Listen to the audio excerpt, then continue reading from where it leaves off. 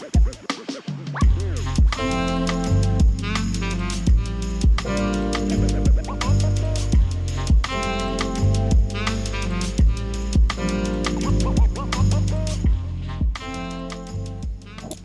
right, people.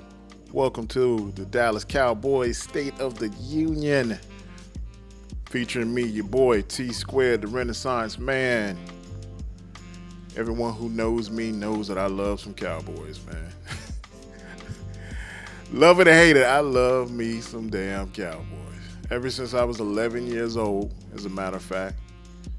I'm talking about cheering for Tony Dorsett. Some of these younger folks probably don't even know who Tony Dorsett is. But cheering for Tony Dorsett all the way up to present time. So these eyes done seen a lot of pain since the last time we won a Super Bowl. Like I said, man, a long time. Last Super Bowl that I had the pleasure of watching my Cowboys in, 1996 against the Pittsburgh Steelers. That was the last time we hoisted that trophy in victory. So yeah, a brother kind of hungry, famished even, starving even. Just to give you an idea of the time frame of when we was actually winning championships, I actually got a little piece of history right here. 1994 Dallas Cowboy Blue Book. That was from the 1994 Super Bowl right there. Piece of history. Matter of fact, we can go through the pages of time and we're going to look at a couple of things here. Just to give you an example of what was going on during that time window when we was actually winning. Exhibit A. It's an advertisement for Sony TV. That was cutting edge technology back then. This was cream of the crop. Now you see this on Craigslist. On the curve, take away for free. But that was high stepping back then. Let's see what else we got in here. Well, what else is popping? Got another sign of the times here for you. Got this Zenith big screen floor model TV. Floor model. This the joint that took a 3-man team and a box truck just to get it into your living room. Right here. This the joint that your aunt won't let go of. It's got the fish aquarium on top and the blanket over it. It's just furniture now. Right here. Heaven help us all. Oh, here's a good one. Here's an advertisement. Here's a sign of the times for you right here. A Stetson ad. Stetson. When was the last damn time you splashed some Stetson on your neck? Right here. They had those manly ass commercials with the dudes with the lasso ropes and cattle. I don't know how many cats right now still splashing that Stetson on when they going out to rope some steer, but you're more than welcome to it. Sign of the times. Let's see what else we got here walking down memory lane. Look. Troy Aikman in a Kroger ad. Look how young Troy Aikman looks.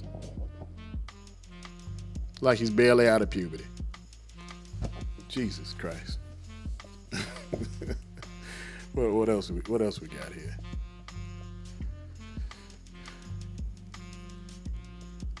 And okay, here we go. Jason Garrett. This guy right here. Backup quarterback for the Dallas Cowboys. Look, that was when he was still playing with the team. Little did I know, fast forward the clock later, that man you just saw in that book would be the cause of at least 10 years of pain for me. A whole decade of mediocre play. From the once backup Cowboy who had one good game that held the ship together on a championship run when Troy Aikman got hurt. And that's my last glory days I got to hold on to, man. And it's kind of tough, man. And it's been a long time. I'm talking long. And all I'm just waiting to see is another championship run. Hell, right now, just give me an NFC championship game. But enough dwelling in the past. It's 2023. I'm still a Cowboys fan. I'm still waving that flag. As you can see, I'm here in my compound. This is the man cave. It's all decked out. But got my eyes on this current season, and I'm just kind of giving you the Cowboys State of the Union. Probably try to see if I can make this a regular thing and start checking in and letting you know, me as a fan, how I feel about which way the ship is steering. So, a lot's passed so far in the season so far. We got, of course, we had a lovely September 10th against those Giants. That's when we made sweet, passionate love to them, 40-0. We also got lucky because Aaron Rodgers got hurt. Even though I would really love them taking Aaron Rodgers out because I really hate everything he stands and sits for in life. But took out the Jets 30-10. So got 30-10 out of that. And then here comes September 24th, the Arizona Cardinals. That's what I like to call a trap game or a wake-up game. It's one of those games where you really see where your team really is. And what I see so far is, man, our defense is ill. Michael Parsons, all them, I'm with them all day. Check yourself before you wreck yourself, because Big D in Dallas is bad for your health. Pause. So I'm down for them all day. That offense,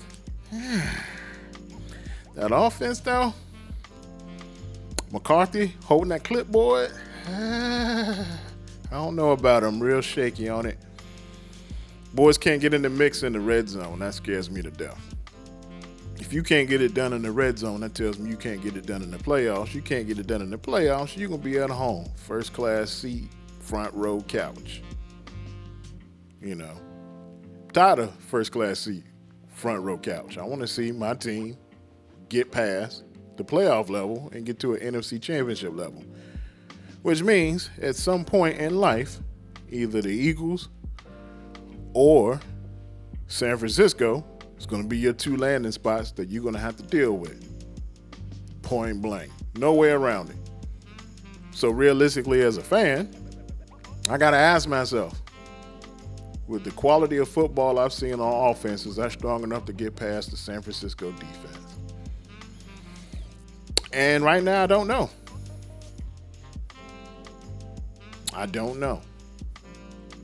Now, I can, instead of jumping forward and getting to the San Francisco thing, let me deal with after the Cardinals, we had October 1st. And I know it's a little bit older now because we're in the middle of the week, but damn it, I'm going to still rub that in like grease. Coach Bill Belichick, thank you for being a friend. Tap that tush on your boy Belichick and those Patriots. His biggest loss he's ever had as a coach, 35-point deficit, hung that on his head. Was happy with that. But even with that in play, I still saw some stuff I didn't like. I still saw sloppy offensive play. I still see us getting into the 30 and kicking field goals. That's only going to work if we in FIFA soccer. It's definitely not going to work in the NFL. Point blank. I'll tell you that much for sure. So they just got to figure it out. We got Coach McCarthy pulling up his best Tecmo Bowl game to come up with a game plan. We went from Kellen Moore, who was doing too much passing and forgetting we have a running game, to us getting rid of our power running game and trying to go back to the running game, but not having the personnel to do the running game. I love my boy Pollard to death. I call him Polished Chicken. Locally here, we got a place called Polished Chicken. So every time he runs up the sideline, I'm like, Polished Chicken, Polished Chicken. But I ain't had too much Polished Chicken this season so far. I just had like a little wing here or there, but I haven't had a whole, no whole bucket of Polished Chicken this season because he really ain't getting sprung free. I don't know if it's with the offensive line play because we had at least 3 to 4 linemen and it's been kind of swirling in and out of the lineup lately. and we don't know what's going on with that. And Coach McCarthy's calling Tecmo Bowls, so all the runs are kind of predictable. And then plus two, both of our running backs are kind of small, man. We got Pollard, who used to be the Lightning, to Zeke's Thunder, and our Thunder's gone. And now we got Lil Deuce Vaughn. Like Lil Deuce, but Deuce is little. Deuce gonna have to get some creative plays made for him. Get him out here in space. Get him involved with some screens. Get some passing plays. Get some blocking. Get him around the end. Because if I see Lil Deuce trying to go up on a 3rd and short, again, I'm going to throw up right here in the man cave on the floor. Right in front of the TV, I'm going to give a donation. We got to do a little bit better, man. And Pollard's not a power back either. And the only thing we got is the fullback. I mean, he's all right, but he's probably about our only hope when we get into the goal line because them little thin frames going to get broke like crackers every single time they get to the goal line. Point blank. Ain't no way around it. So, definitely enjoyed kind of putting Belichick down. I enjoyed that. So, just seeing that gloom look on Belichick's face last week was enough to make me a little bit happy. Almost as happy as it was for my defense to retire Tom Brady. Y'all can thank us for that later. We definitely put Tom Brady out of his misery. Y'all can thank us for that later. Most definitely. You're welcome. So now we're looking forward to next week. October 8th, San Francisco 49ers leave our stadium 8:20 on NBC because, of course, it's got to be prime time. Defensive-wise, I think we can handle Brock Purdy. I mean, they got a lot of weapons over there, man. I just know that we've been vulnerable against the run, and we got to deal with that boy McCaffrey. Let me tell you something about McCaffrey. McCaffrey's like one of those cats that could have just went to a historically black university, HBCU. He could have made it out on the yard at Norfolk State.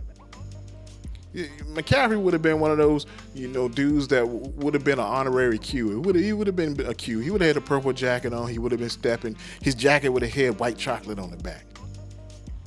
I think McCaffrey. I think McCaffrey. I think he eats glory greens. He goes to black church revivals. I think that's the secret to his power. Glory greens and black church revivals. So that dude's gonna be a problem. Ayuk is gonna be a problem. Debo's gonna be a problem. Kittle's gonna be a problem. So the defense is gonna have the chance to see if they're really truly elite, and see if that pass rush can go ahead and put Brock Purdy in the dirt. Pretty much. That's about the only game plan we got. And then on offense, I don't know. We've been swapping linemen in and out, but every lineman is definitely got to be on their Wheaties that game because we're going to have the double team on Bosa, and that's going to leave pockets for everyone else to run free on the jailbreak. So this is going to be the game where we're going to see if Dak truly is the real deal or not. I've been defending Dak for about 7 years. My arms are too short to box with God. I cannot do it any longer. Need that dude to go ahead and step up when we need him to step up. Defense is doing that job. They just need Dak to go ahead and throw us into some victories, man. Every now and then you're going to have to throw your big boy draws on. They're going to have to fit just right, non-sagging, point blank.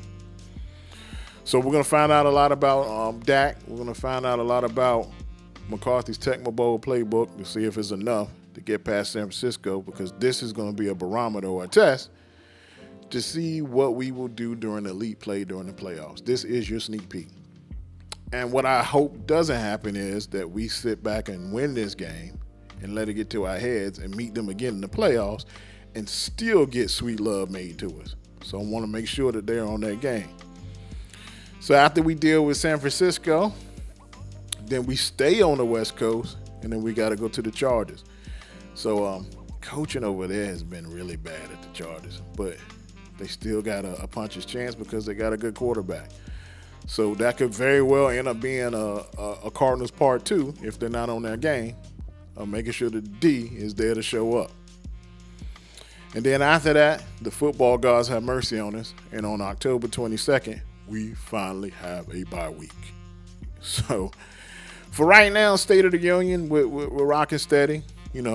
3 wins, 1 losses, but our wins are kind of against inferior teams. So the real deal is going to be against San Francisco.